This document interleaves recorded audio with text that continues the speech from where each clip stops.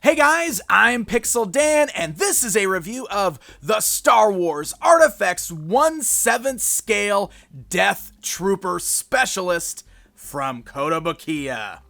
That's right, we are taking a look at the latest addition to the ArtFX lineup from Kotobukiya, this one being based off of a character from Star Wars Rogue One.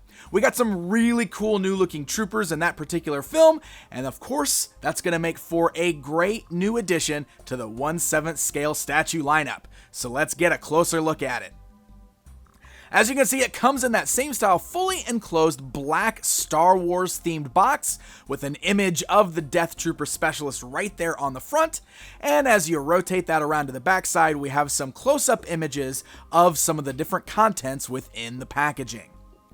Now, just like all of the other Star Wars ArtFX statues from Kotobukiya, when you open this up, you will find that there is some minor assembly required. It's actually very easy to put together. This is a PVC statue, and all of the parts will just clip together via pegs, and it locks in very easy. So you can just take the base, you can attach the feet to the base, and press them in there nice and firm. Once they're locked into position, they are pretty much in there. You're not going to worry about it being too loose or falling out. It holds nice and firm. And then just position the rest of the statue together as you see fit. There is a sheet of included instructions that will guide you through the process of assembling the rest of the statue, but it's very easy to figure out as all of the pieces will only fit together one way. One of the things that is really cool is that, like on a lot of the ArtFX statues from Kotobukiya, there's a very cool light up feature. This does include 3 tiny button cell batteries to achieve this effect. And it's cool because they come with this particular statue and they're sealed together with a little plastic ring, meaning you don't have to actually take them apart. If you look underneath the helmet before assembling the head onto the statue, you will see the little battery compartment that you can just pop these little batteries into. There's also an on-off switch on the bottom of that head, so when you trigger it, it actually activates these bright green LED lights on the bottom and the side of the helmet. So once you turn that on, you can pop that right onto the statue, and it's always easy to just pop that off the statue to turn the switch off if you want to. My other favorite little thing that's included is the little Stormtrooper doll. It was an iconic thing from the Rogue One film. This is a separate sculpted little piece. It just sits on the base right behind the left foot. There's a little indent in the base, so it rests there perfectly, but I love this. I think it's a really great inclusion to the overall statue. So once you get it all put together, this right here is what we end up with. So I mentioned it's in the 1/7 scale. If I bring in the tape measure, you can see that that puts the statue at about 9.5 inches, just shy of being a full 10 inches tall. Now, the reason for that is because, as you can see, he's in this running pose. I mean, he is definitely kind of lunging himself across the beach here. So he's pretty much leaning forward as a result of that. But it's a very, very cool pose and just really, really great details. So let's look at some of the details on the overall sculpt here. First of all, I think that the armor is captured beautifully. It's perfectly recreated, and one of the things that I love is how they use this great glossy black for all of the armored bits and put it on top of the nice flat black as a good contrast for the different parts of the outfit. You can see how glossy it is, looks great on the helmet there, but then you got all those little bits such as where you can see the padding underneath on the shoulders and the elbows, and the pauldron coming over the shoulder is all done in a much more flat black, and it really makes the glossy bits stand out and look like actual armor pieces.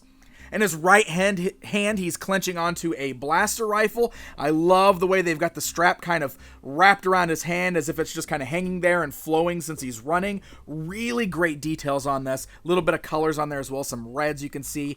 And even the way the blaster is hanging off of the strap on his belt. You can see the way it's kind of flung forward a little bit, as if, you know, it's flinging around or flapping around on his waist since he's running across the beach. So overall, it's just a very, very nice looking statue here with some really, really wonderful details. I love all of the little things as well. Like, look at this. You can even see like the little thermal detonators, the grenades strapped to the chest of the statue there.